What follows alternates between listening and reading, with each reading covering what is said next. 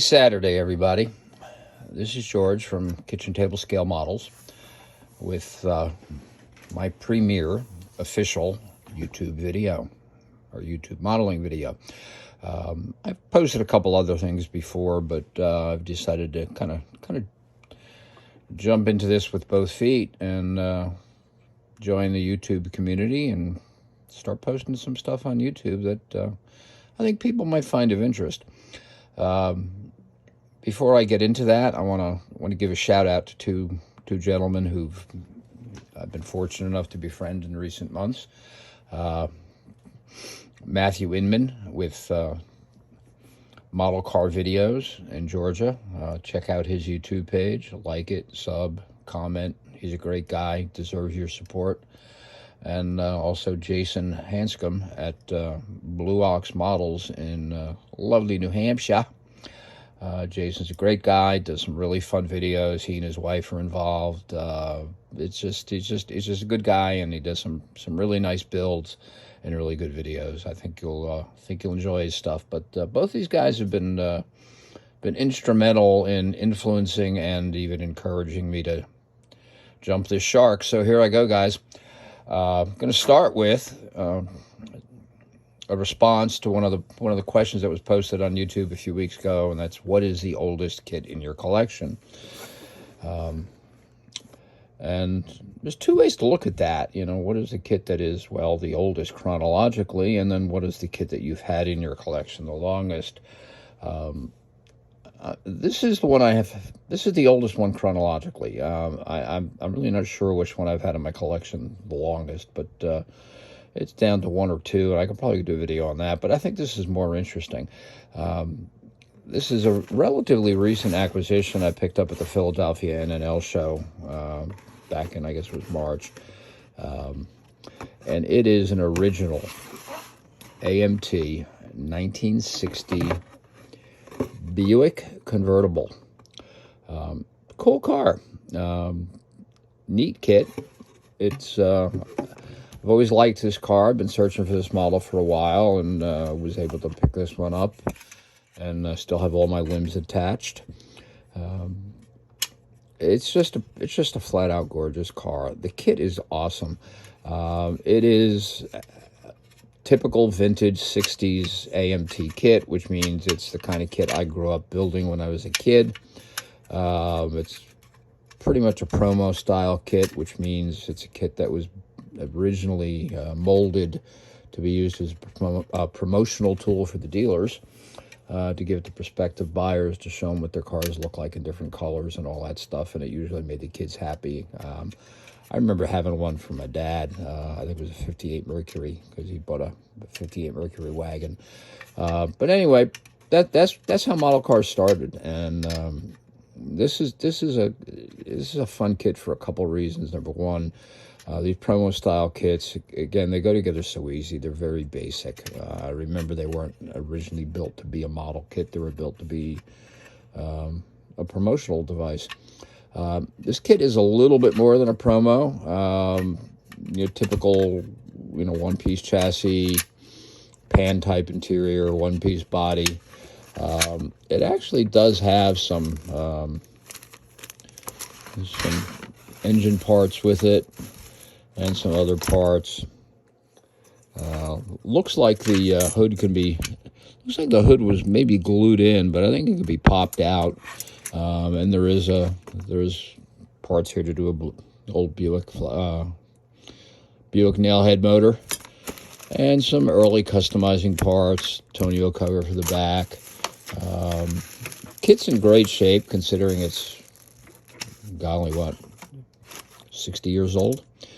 62 years old? That's almost as old as me.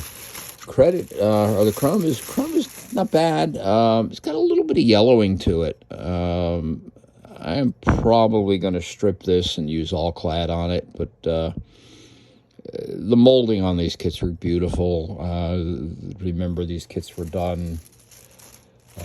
These are the original molds. The original kits that were done from the original molds. So the molds were fresh. They were new. They were crisp. One of the nice things about these old AMT promo kits is that Well, they might be pretty basic and fundamental and lacking in detail. They build up at the beautiful looking shelf models. The bodies on these things are always spot on because they were done. They were done in conjunction with the manufacturer. So the lines and the proportions are typically perfect. And from what I can tell of this Buick and from what I remember of my neighbors, this one's pretty near perfect. So I buy them to build, and this one will get built at some point. It's the kind of kit I would have brought home on a Saturday after shopping with my mom and brought up to my room and not come down for dinner, but before I went to bed, this kit would be done. I think this time around it's probably going to take me a little longer. I may do a little better job. Next up, I already gave a shout out to Jason Hanscom at Blue Ox Model Shop. Check out his Blue Ox Models. Go check out his Facebook page. It's good stuff on there. Subscribe, like, do whatever you want to do. But if you're watching this, you probably already know about Jason as well as Matt, who I mentioned earlier. But in any case, this is I pulled this out to do. Jason is doing a group build, and the subject is street machines. And I have until next New Year's to finish it, so I should be able to get this one done. I picked this car for a very special reason. It's got a lot of meaning to me, a lot of nostalgia tied up in it because, as you'll see if I'm successful in loading a thumbnail, my first car was a 1969 Dodge Dart Swinger 340. Now, the Swinger 340 and the Dodge Dart GTS mechanically were identical. What distinguished them, or the base GTS anyway, they both came with the Swinger 340 came with a 340 cubic inch motor, factory rated at 275, and HRA said, you guys lie, it's 335, and that's how they classified it for NHRA drag racing. So it was a high revving, relatively high horsepower per cubic inch motor that went into both the GTS and the Swinger. The main difference, the differences again were cosmetic.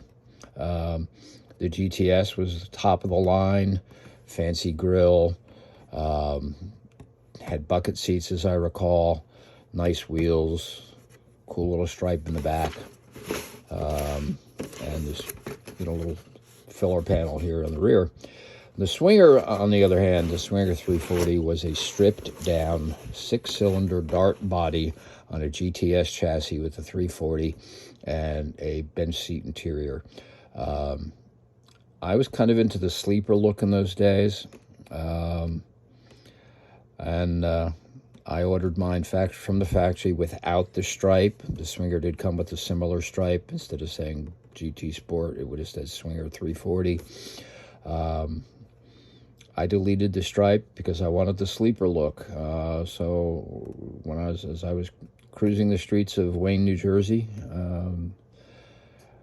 the guys in the Novas and the Mustangs thought I had a 6-cylinder Dart until I blew by them.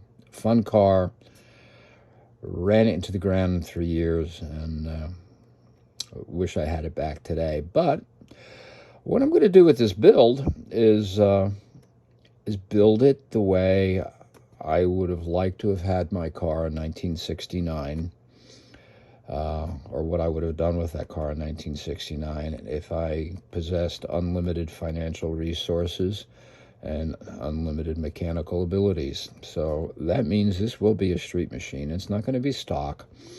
Haven't decided yet if I'm going to stick with the 340.